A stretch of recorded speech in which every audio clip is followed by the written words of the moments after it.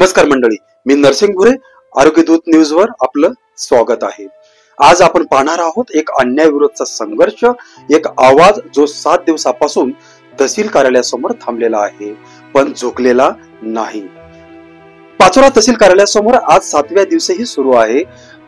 टोकर कोळी, महादेव कोळी, मल्हार कोळी आणि ढोर कोळी समाजाच्या न्याय हक्कासाठी चाललेलं आमरण उपोषण, या उपोषणाचे नेतृत्व करत आहेत संदीप कोळी, जे गेल्या 7 दिवसापासून अन्न त्याग करून शासनाच्या दुर्लक्षा विरोधात लढा देत आहेत। त्यांची तब्येत आता खालवली आहे पण मनोबल अजूनही ठाम आहे। आरोग्य दूत न्यूज तर्फे आम्ही आज त्यांची खास मुलाखत घेतली।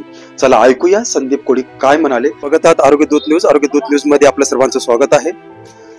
आज आपल्या प्रांत ऑफिस समोर, या तहसील समोर कमीत कमी आज 6 ते 7 दिवसापासून संदीप कोळी हे उपोषण करत आहेत।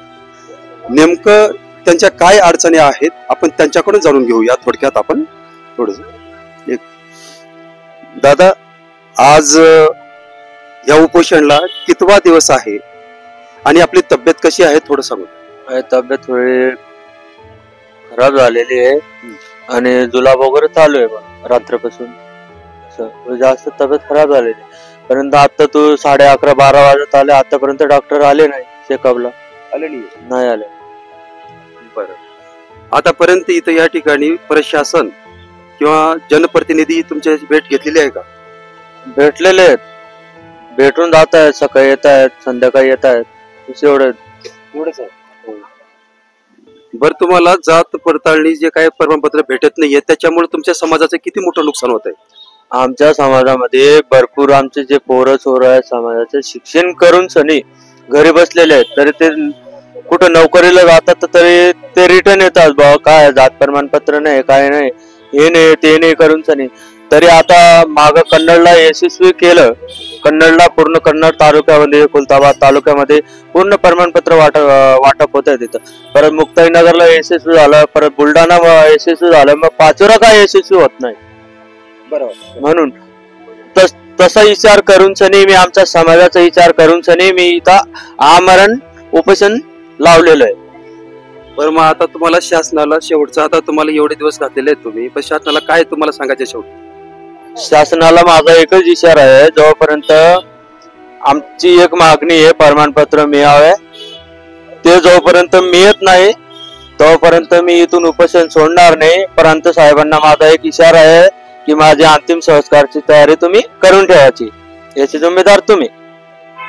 बरं, ते आतापर्यंत मी असं ऐकलेलं होतं की याच्या अगोदर आलेले होते किंवा तुमचं जे असेल आम्ही करून देऊ, पण तुम्ही हे आज एवढे दिवस घातलात फक्त समाजासाठी घातलात, बरोबर आहे? बरोबर आहे, समाजासाठी। हो हो। मग अजूनही तुमची तब्येत एवढी खालवलेली आहे, मग आता ह्याच्या पुढे जर तुम्हाला आता न्याय मिळाला तर पुढचं काय तुमचं? पुढचं काय, माझ्या समाजाला न्याय मिळून जाईल सगळं, त्यांनी आमची मागणी पूर्ण करायला पाहिजे। मागणी पूर्ण झाल्यानंतर मग आम्ही वाशी कुशीने इथून उपोषण सोडू समाजासाठी। आता तुम्ही बघितलं, जोपर्यंत त्यांना न्याय भेटणार नाहीये, जोपर्यंत समाजाचं काम होणार नाहीये, तोपर्यंत ते उठणार नाहीत असं त्यांचं म्हणणं आहे। आणि शासनाला सुद्धा मनावर घेतलं पाहिजे। कमीत कमी त्यांच्या आज 6 ते 7वा दिवस आहे आणि त्यांची तब्येत खरोखर खालवलेली आहे आणि त्यांचा आवाज सुद्धा बाहेर निघत नाहीये। आणि जर कमी जास्त झालं तर ह्याला जबाबदार कोण राहील हे लक्षात शासनाला सुद्धा घेतलं पाहिजे। धन्यवाद। आमची अपेक्षा साधी आहे, शासनाने मानवी दृष्टिकोनातून निर्णय घ्यावा, आमच्या भावंडांना योग्य न्याय द्यावा। आम्ही मागे हटणार नाही, प्रमाणपत्र मिळेपर्यंत आमचं उपोषण सुरूच राहील। पुढे ते सांगतात, हो काही अधिकारी आले पण फक्त आश्वासन देऊन गेले, खरा निर्णय मात्र अजून झाला नाही। आम्हाला शब्द नको आहेत, सरळ प्रमाणपत्र आणि न्याय हवा आहे। मित्रांनो, 7 दिवस अन्न विना हा तरुण न्यायासाठी लढतो आहे।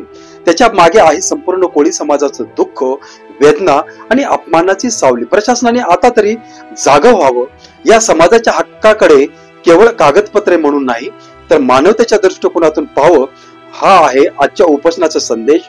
आरोग्य दूत न्यूज सतत अशा न्यायाचा लढातील आवाज तुमच्यापर्यंत पोहोचवत राहील। जर तुम्हाला वाटत असेल की या समाजाला न्याय मिळायला हवं तर हा व्हिडिओ शेअर करा आणि त्यांचा आवाज शासनापर्यंत पोहोचवा। जनतेचा आवाज, अन्यायाविरोधाचा लढा। मी नरसिंग भुरे, आरोग्य दूत न्यूज पाहण्यासाठी लाईक करा, शेअर करा, सबस्क्राईब करा।